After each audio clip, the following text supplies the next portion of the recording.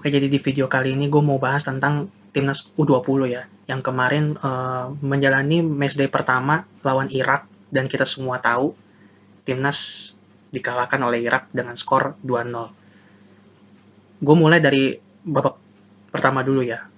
Di babak pertama itu di menit-menit awal kita itu nyerang loh. Bahkan kita dapat total 3 peluang emas. Yang gue inget banget dari Ronaldo di cutback itu. Ya lagi-lagi finishing yang buruk ya. Eh, Hoki Caraka itu nggak bisa manfaatin peluang itu. Terus yang peluang kedua juga itu peluang yang emas. Itu sama-sama depan gawang. Terus yang peluang ketiga itu Hoki Caraka lagi. Harusnya tuh dia tuh itu kan peluang itu ada, tapi kan udah ditutup sama back. Nah, itu harusnya tuh ada pemain Indonesia juga di sebelah kanan, harusnya dia oper ke kanan tuh. Nanti di crossing atau di cutback. Sayang sayang banget dia agak maruk ya pada saat itu, padahal ruangnya udah agak ditutup, dia maksa nge-shoot nyamping. Tapi intinya kan di 25 menit awal itu sebenarnya kita yang gua nonton ya, kita tuh menguasai permainan. Irak tuh bener-bener kita kurung. Irak tuh cuman ngandelin serangan balik, serangan cepat, operan cepat, dan dia juga ya dapat beberapa peluang emas ya. Tapi untungnya berhasil digagalin sama Dava. Kita tuh bener-bener menguasai permainan, bener-bener lini tengah tuh cukup solid ya yang gue lihat sebelum sebelum kebobolan itu. Pokoknya intinya operan bagus juga, lini lini belakang sempat error sedikit tapi masih bisa gitu. Dan pada akhirnya setelah kebobolan di menit 28 itu Irak melakukan serangan cepat. Sebenarnya Ferrari udah mengintercept tuh, si Ferrari tuh udah ngebuang bolanya, tapi sayang banget, memang mungkin rezeki pemain Irak kali ya. Bola yang dibuang sama si Ferrari itu nyamperin pemain Irak, di shoot masuk. Nah, setelah ini masalah baru dimulai. Setelah golnya Irak ini, Irak tuh makin pede, makin percaya diri, penguasaan bolanya tuh makin bagus.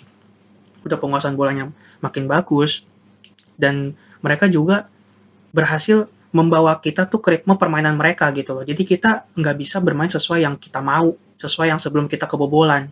Padahal kan sebelum yang kita kebobolan kan mereka yang ngikutin ritme permainan kita. Tapi setelah kita yang kebobolan, itu mereka bener-bener menguasai permainan gitu loh. Sampai mereka dapat beberapa peluang dan nggak untungnya sih nggak masuk ya di babak pertama itu gitu loh. Terus juga pokoknya Irak tuh bener-bener mengurung kita lah. Jadi gantian kita yang dapat apa kita jadi seperti Irak ketika Irak belum ngebobolin gawang kita, cuman ngandelin serangan balik, operan cepet. Ya ada peluang tapi nggak terlalu berbahaya gitu loh. Dan sampai akhirnya lini tengah juga jadinya error gitu. Kita kalah bersaing dengan Irak, bener-bener kalah bersaing dari segi apapun di match ini. Bener-bener lini depan mandul, finishingnya seperti yang gue kemarin bilang, finishingnya buruk, lini tengah juga kalah bersaing, lini belakang pun error. Itu kan gol pertama juga, ya walaupun itu menurut menurut gue itu golnya agak-agak berbau keberuntungan, karena bolanya tuh yang nyamperin. Tapi intinya kan tetap koordinasi lini belakang kita tuh yang bener-bener nggak bagus lah, bener-bener bapuk, jelek. Sampai akhirnya Irak dapat red card. Itu ngelanggar si, gue lupa pemain Irak, pokoknya ngelanggar si Arkan Fikri ya, yang nomor 8, dapat red card. Itu kan beberapa menit sebelum halftime. Di pikiran gue pada saat itu, wah ini babak kedua kita minimal 2-1 aja tuh menang. Itu di pikiran gue sebelum halftime. Dan pas halftime, ya coach STY tuh mengganti beberapa pemain ya. Salah satunya kayak Hugo Samir yang anaknya Jackson F. Tiago. Dan oke, di 5 menit awal babak kedua kita tuh nyerang, kita kita bener-bener kurung lah ini, tapi ya lagi-lagi finishingnya buruk. Cuman begitu nyampe kotak penaltinya Irak, kita nggak bisa berbuat apa-apa gitu. Setelah 5 menit babak kedua, jadi menit 50-an, ya justru gantian Irak yang malah nyerang, Irak yang mainnya tuh pede banget gitu. Bener-bener mereka mainnya bagus, seakan-akan mereka kehilangan kehilangan satu orang tuh nggak ada artinya gitu loh. Mungkin kalau gue nonton cuma dari babak kedua, gue nggak akan ngeh tuh, gue nggak akan sadar kalau mereka tuh sebenarnya udah satu orang tuh red card gitu. Karena mereka bener-bener mainnya enjoy, bener-bener kita yang dibawa ke ritme permainan mereka. Mereka nyerang mulu, bahkan mereka dapat banyak banget peluang emas. Walaupun hanya bisa masuk di yang udah bener-bener detik-detik terakhir aja. Tapi kan peluang emasnya banyak. Itu kalau umpama masuk semua, mereka mungkin bisa jebolin 7 gol atau 8 gol ke gawang kita. Sedangkan kita paling cuma 3 atau 4, 5 dah. 5-7 kalau misalnya itu peluang kita dan mereka masuk semua ya. Jadi timnas U20 tuh di match ini bener-bener kelihatan banget kalah level. Udah main 11 orang aja masih kalah level gitu loh. Dimana kalau misalnya Irak itu nggak dapat kartu merah. Bener kan? Yang gue bilang kemarin tuh itu tiga kelemahan yang gue bilang kemarin tuh masih ada. Finishing, passing, sama yang lini belakang itu masih kelihatan banget di match pertama ini. Bener-bener gue ngeliatnya tuh geleng-geleng gitu. Kalau permainan individu sih yang gue lihat udah mulai main tim. Terus sama ya emosi dikit-dikit masih ada. Tapi yang paling parah tiga ini nih, shooting itu kelihatan banget, terutama babak pertama itu ya. Passing, salah passing, sama koordinasi lini pertahanan yang bapuk. Itu tiga hal yang wajib diperbaikin di match kedua. Dan di match kedua ini kita harus menang. Kalau misalnya kita nggak menang, peluangnya mungkin hampir mustahil. Apalagi kita match ketiga tuh lawan tuan rumah, lawan Uzbekistan. Kita match kedua tuh lawan Suriah ya kalau nggak salah. Jadi di match lawan Irak ini, gue bener-bener kecewa sama timnas. Bener-bener bapuk, bener-bener jelek. Ya gue ngomong padanya ya, sorry to say. Cuman malah yang mainnya paling mendingan menurut gue, yang menurut gue paling mendingan, itu hanya dua orang. Kuateh sama Dava, kiper. Itu kalau kipernya mungkin Dava mungkin nggak dalam performa terbaik, seperti yang tadi gue bilang, kita bisa kebobolan mungkin 5 gol, 7 gol, 8 gol. Dan Kuateh yang selama ini sering banget dikritik sama netizen ya, yang mainnya kadang-kadang blur, di match kemarin tuh yang gue lihat dia lumayan gitu loh. Lumayan kok, bener-bener. Kalau nggak ada Kuateh juga, Kuateh itu yang ngegendong lini depan gitu loh. Kan peluang-peluang hoki Caraka aja.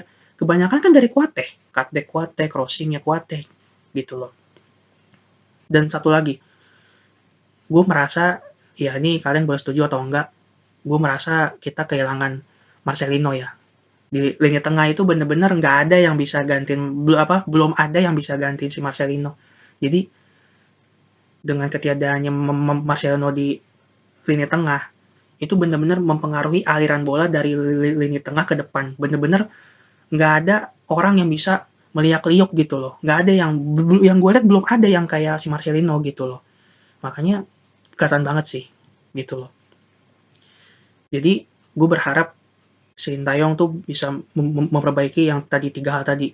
Finishing tolong diperbaikin banget, karena apalah peluang kalau kan tetap lu main bola kan butuh gol ya. Kalau lu peluang 1000 tapi 0 gol, tetap aja kalah gitu loh. Terus juga salah passing itu harus benar-benar diperbaikin. Dan yang ketiga nih lini belakang. Ini kalau ampe ini fatal banget nih, sumpah. Makanya harus diperbaikin.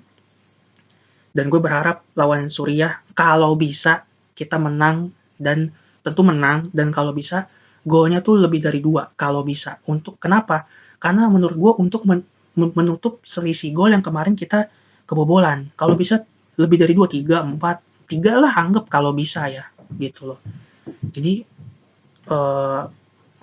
karena jadi supaya juga nanti lawan Uzbekistannya lebih gampang, karena lawan Uzbekistan ini kan tuan rumah, pasti akan lebih berat dibanding lawan Suriah menurut gua gitu loh. Jadi kalau kita nggak lawan Suriah ini, kalau kita nggak mati-matian, akan berat nanti lawan Uzbekistan. Jadi kalau bagi gua sih lawan Suriah ini final nih. Kita final nih. Bisa menang nggak? Kalau seri aja tuh udah tipis, apalagi kalah ya. Kita kalau menurut gue sih wajib menang nih lawan Suriah. Kalau nggak menang, selesai. Tapi yang seperti gue bilang di video pertama juga sih, seenggak-enggaknya kalau bisa lolos fase grup dulu deh. Kalau gue sih nggak mau, bukan nggak mau, nggak nargetin sampai semifinal, final gitu enggak, yang penting lolos fase grup aja. Tapi kalaupun tidak lolos fase grup, umpama amit-amit, seenggaknya peringkat 3 dan ada poin, jangan sampai peringkat 4 dan 0 gitu loh. Jadi pulang ke tanah air pun nggak malu-maluin banget gitu. Itu kalau dari gua ya. Ya udah, untuk video kali ini segitu aja dulu. Nanti besok kan timnas main lagi lawan Suriah. Semoga permainannya lebih baik, nyetak golnya kalau bisa lebih dari 2, dan tentunya menang. Udah gitu dulu. Dah, gitu aja kalau harapan dari gua. Sama 3 tadi tuh, finishing, salah passing, sama lini pertahanan tuh harus diperbaikin. Oke? Ya udah, video kali ini segitu dulu aja. Eh, Besok berarti lawan Suriah itu jam 7 ya. Ya udah guys. Ciao.